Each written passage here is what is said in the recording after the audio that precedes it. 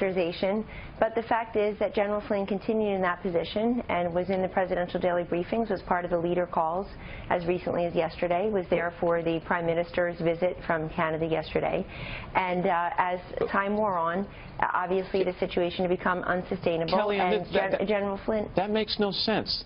All right, joining us now with reaction from the White House, counsel to the President, Kellyanne Conway. You know, just one observation, and we've been friends for over 2 decades. I've seen you in media appearances, and just my own thoughts that if somebody was a liberal and a woman and were treated in certain circumstances the way you've been treated, I think it would be news. Do you feel in any way the media has been extremely hostile to you? I don't like to think that way. I am counselor to the president. I get tough questions. Any of us who represent him do. He certainly does. And tough is fine, but they should be fair. And actually just saying that I made no sense or it made no sense is inaccurate and unfair in this instance, because as our press secretary, Sean Spicer, said later in the daily briefing today, Sean, our White House counsel reviewed that information and concluded that this was not a legal matter. And ultimately, it was a matter of trust. It was an erosion of trust matter. It was not a legal matter that warranted further action at that moment. And so that's all I was trying to convey. And I was answering a couple of different questions, but I do find sometimes that there are conclusions in search of evidence. And you know, if we don't answer the question the way they want it answered, they ask it again, accuse us of not being credible or not answering a question. Look, sometimes you're asking a question that's not particularly relevant, but we're patiently trying to answer it. And often enough, we are answering the question, but maybe not just the way that you wanted it answered. But I'm not a big fan of talking about sexism and exclusion and all of that. No, I'm here to do a job. Identity politics. But I also think things started to shift too when I was a speaker at the March for Life. I saw a real change in tone and attitude among many people that, you know, I would go and speak at the March for Life, and of course Vice President Pence did as well. And he made history doing that. But that's all right. Sean, you know what? I just want the American people to see all the action this president is taking on their behalf. I mean, just today he had a listening session, a parent-teacher conference with parents and educators from private schools, public, charter, home schools. We have a new secretary of the Department of Veterans Affairs. We have Linda McMahon over at SBA. She was just sworn in tonight. Steve Mnuchin last night at Treasury. The president just today, he rescinded some of these awful regulations in a really remarkable, I do think there's some truth event. Here. So, you know, one of the things, there's been a remarkable speed. I call it the speed of Trump, actually. He's moving very quickly, and he's made a lot of accomplishments. But the media, as I said in my opening monologue tonight, they're more focused on attacking you and attacking Ivanka and Jared and Bannon and Miller and Gorka and even the 10-year-old son of the president. I want to go specifically to these leaks, though, because Time Magazine had it was a column today by Sam Frizzell. You know, this is not the first time leaks are coming from the intelligence community. Our friend Kenneth Timmerman actually wrote a piece. He wrote a book back some years ago about the Shadow Warriors. And Eli Lake, by the way, he wrote a piece today about the intelligence leaks. So my question to you is, where are these leaks coming from? Are they against the law? Is this, do you think, coming from people that are loyal to the former administration? And when does it stop because of the danger that's associated with these leaks? And is there going to be an investigation? Well, the president made that very clear, I think, in a tweet and in other comments. The press secretary made it clear today. We're very concerned about leaks, particularly as goes intelligence and security information. And it's extremely concerning. It's not for me to say where they're coming from or whether there'll be an investigation, but it's obviously taken very seriously by our commander-in-chief and our president, because he has said as much as recently as this week. And he's right, Sean. We saw this before. We're seeing it again this week. The leaks within the intelligence and security, leaks about intelligence and security, I should say, it should concern everyone. And if people are running to the media to leak and not providing that information to the proper authorities, that should concern all of us. This is not a partisan issue. Kellyanne, that's it's dangerous stuff. It's not a partisan issue. And I appreciate your opening questions to me as well, because all I see constantly is, whether it's any Trump administration official, it's so-and-so got grilled, so-and-so struggled, so-and-so contentious interview, see the tense exchange below. It's like, I guess that's great clickbait, but folks, let's focus on the real issues at hand, which is what the president is putting out there, these leaks. Well, let me ask you one last question, because I know that you made an off-the-cuff comment. It was on Fox and Friends, and you talked about, and I do believe, I have friends inside of Nordstrom that told me that they believe it is political, what happened with Ivanka's line. And you said, okay, go buy Ivanka. And they're claiming that you violated the standards of conduct. I mean, is this really how trivial things are going to get? And what's your reaction to it? I don't have a comment on the particular letter that's been sent or any type of investigation. And I've been very straightforward about that particular incident. And I'll leave it at that. All right, Kellyanne, thank you for being with us. Appreciate it. Thanks for having me. Well, thank you very much. This is a big signing, very important signing. And this is HJ Resolution 41, disapproving the Securities and Exchange Commission's rule on disclosure of payments by resource extraction issuers. It's a big deal. And I want to thank Speaker Paul Ryan for being here. He's been tremendous. Jeb Henseling, very, very important and really worked hard. Representative Bill Heisinger, and all of the friends. Peter, all of my friends are up here, and we really appreciate it. This is one of many that we've signed, and we have many more left.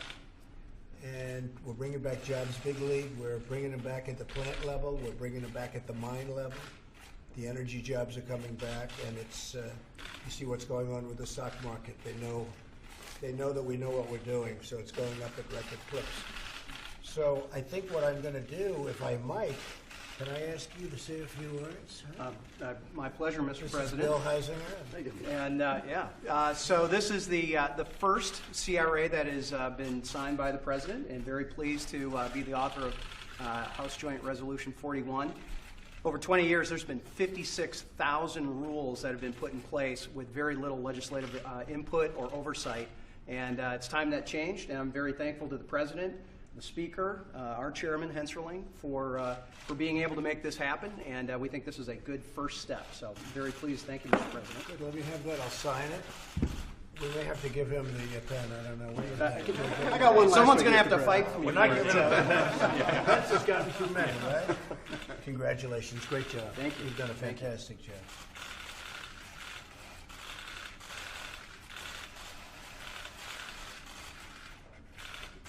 All right, a lot of people going back to work now. Yeah. A lot of people.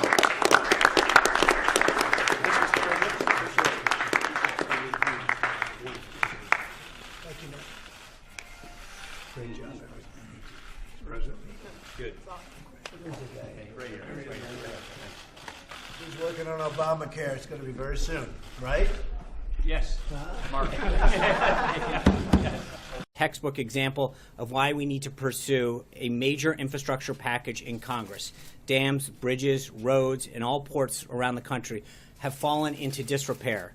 In order to prevent the next disaster, we will pursue the President's vision for an overhaul of our nation's crumbling infrastructure. We hope everyone remains safe as the evacuations continue, and we'll be working alongside with FEMA and appropriate government entities to make sure that we are doing everything we can to attend to this matter. The President was honored also to welcome the Prime Minister of Japan last week from their first official meeting at the White House to their joint press conference at Mar-a-Lago, their joint press conference and their time together at Mar-a-Lago. The President and the Prime Minister had a productive visit that reaffirmed their determination to further strengthen the U.S.-Japan alliance and economic relationship. At Mar-a-Lago, the President was proud to stand behind Prime Minister Abe on Saturday to convey the United States' unwavering support for our Japanese allies in the face of North Korea's most recent missile launch. On Sunday, the President met with now Secretary Treasury Mnuchin and Mr. Steve Wynn before returning to Washington. Yesterday, the President had an incredibly productive set of meetings and discussions with Prime Minister Trudeau of Canada, focusing on our shared commitment to close cooperation in addressing both the challenges facing our two countries and the problems throughout the world. Our countries share a profound economic interest, with more than $2 billion in two-way trade flowing across our border every day. The President was pleased to launch the Canada-United States Council for the Advancement of Women Entrepreneurs and Business Leaders by holding a roundtable discussion here at the White House. Together with Prime Minister Trudeau, his daughter Ivanka, the President discussed the unique challenges that women face in the workplace with an incredible group of successful and respected female business executives from both countries. A full list of the participants is available through the pool.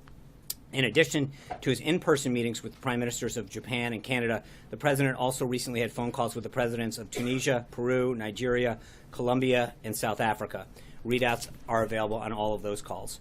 Finally, following the Prime Minister's visit to yesterday, the President met with Chairwoman McDaniel and Co-Chairman Paduchik of the Republican National Committee. In the afternoon, the President participated in a pinning ceremony for Major Ricardo Turner, one of his military aides. The aides to the President are mid-grade officers, one from each of the services. They provide direct support to the President as in his role as Commander-in-Chief, and their primary responsibilities are to serve as an emergency action officer, aide-de-camp, and ceremonial aide. It's a long-standing tradition that one of the President's military aides is promoted to the next higher grade. The President conducts that promotion. Major Ricardo Turner, the President's military aide, was recently promoted to Lieutenant Colonel, and the promotion was held in the Oval Office. The President also spoke yesterday with Maureen Scalia on the one-year anniversary of her husband's passing. The President and Mrs. Scalia discussed her late husband's incredible legacy and how the President is making every effort to carry it on by nominating Judge Gorsuch, who shares the love of the Constitution, to succeed him on the bench. Last night, the President obviously hosted the swearing-in of Secretary Mnuchin in the Oval Office. Secretary Mnuchin is a world-class financier whose decades of experience with financial and monetary matters make him the ideal person to spearhead the President's plan to develop a dynamic, booming economy that works for all Americans. We're glad to officially have him on board. Now moving on to the schedule of today.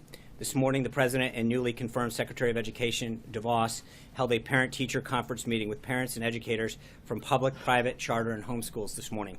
The President opened the meeting by congratulating Secretary DeVos for its toughness and staying the course throughout her confirmation process. He then discussed his vision for all Americans to have an opportunity to climb the ladder of success, starting with making quality education available to every child, no matter their zip code. Under the current system, the President believes too many of our children are trapped in failing schools, especially in the African-American community. The President told the group to begin addressing this problem, which he views as a civil rights issue. He wants parents to be able to decide what educational options are best for their children.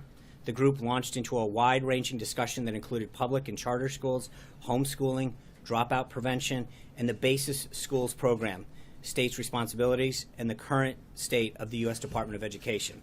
The President's ultimate goal is to create safe communities, great schools, and well-paying jobs. He believes that each of these goals is linked to the others, and the Trump administration is taking concrete steps to achieve them all. The President also spoke on the phone earlier today with Prime Minister May of the United Kingdom, continuing the productive conversation they started during her visit earlier this year. A readout on that call should be coming soon. The President then had lunch with New Jersey Governor Chris Christie and his wife regarding combating drug use. At 2 o'clock, the President will sign House Joint Resolution 41 in the Oval Office.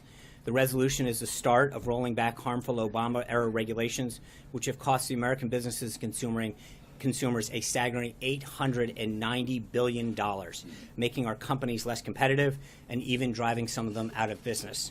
The American free enterprise system is the greatest engine for economic prosperity in the world. But for too many to reach its maximum potential, we must remove the barriers to productive